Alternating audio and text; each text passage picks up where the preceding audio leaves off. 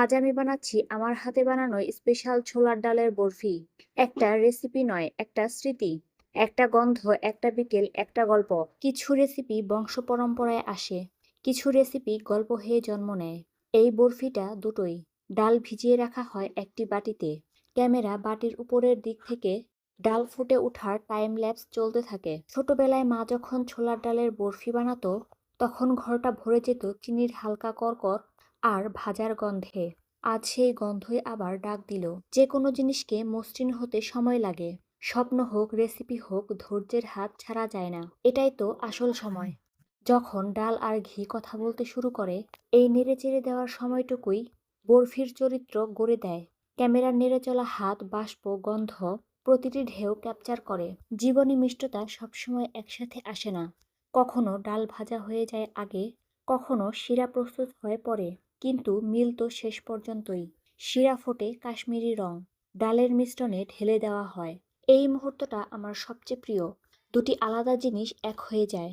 যেমন মানুষের গল্প আর স্মৃতি মিলেমিশে থাকে। যে কোনো সৃষ্টি, যে কোনো সম্পর্ক আকার নিতে সময় লাগে। বরফিটাও এখন তার নিজের রূপ পেতে শুরু করেছে। টপে কাজু বা পেস্তা দিয়ে সাজানো। একটু নরম আলোতে সেট হতে থাকা বরফির উপর ক্যামেরা ধীরে ধীরে প্যান করে। জীবনের সব ভালো জিনিসই অপেক্ষা চায়। অপেক্ষার মাঝেই থাকে সৌন্দর্য, অপেক্ষার মাঝেই লুকানো থাকে শান্তি। ছোট স্কোয়ারগুলো ছোট স্মৃতির মতো, কত সহজ, কত সরল, অথচ কত গভীর। এই বরফি শুধু মিষ্টি নয়, এটা সময়ের স্বাদ। মায়ের মনে পড়া, ঘরের গন্ধ, আমার নিজের হাতের ছোঁয়া, সব মিলেমিশে তৈরি হয় এই ছোট্ট টুকরোগুলো। যখন আমরা কোনো খাবারের স্বাদ নেই, আমরা কিন্তু শুধু স্বাদ নেই না, আমি নেই স্মৃতি, তুমি নাও অনুভব। এভাবেই অর্ডিনারি জিনিসগুলো এক্সট্রা অর্ডিনারি হয়ে ওঠে। আজকের দিনের গল্প শেষ, কিন্তু গন্ধটা থাকবে রান্নাঘরে, মনেও। শেষ কামড়ের পরেও বরফির স্বাদ থাকে।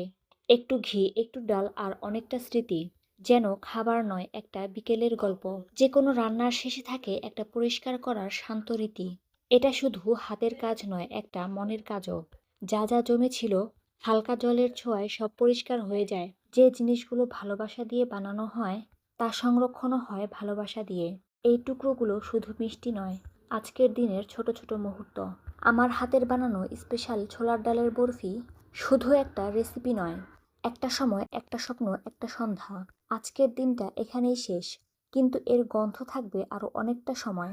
বরফির গল্প শেষ হয় না, বরফির গল্প শুরু হয়।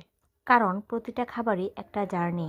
ছোলার ডালের বরফি হয়তো শুধু একটা মিষ্টি, কিন্তু এর ভেতর লুকিয়ে আছে সময়ের মূল্য, ধৈর্যের শক্তি, ঘরের স্মৃতি, শৈশবের গন্ধ আর নিজের হাতে কিছু তৈরি করার আনন্দ। তো সবকিছু শুধুমাত্র একটা টুকরো বরফির মধ্যে পাওয়া যায়। এটাই তার সৌন্দর্য। আজকের ছোলার ডালের বরফি শুধু প্লেটে নয়, মনেও জায়গা করে নেয়। ঘরের ভেতর ছড়িয়ে থাকা উষ্ণতা, রান্নাঘরের নরম আলো আর কাটার পর ছোট ছোট টুকরোগুলো সব মিলিয়ে যেন একটি নিঃশব্দ বার্তা দেয়। মিষ্টি শুধু খেতে নয়, অনুভব করতেও হয়।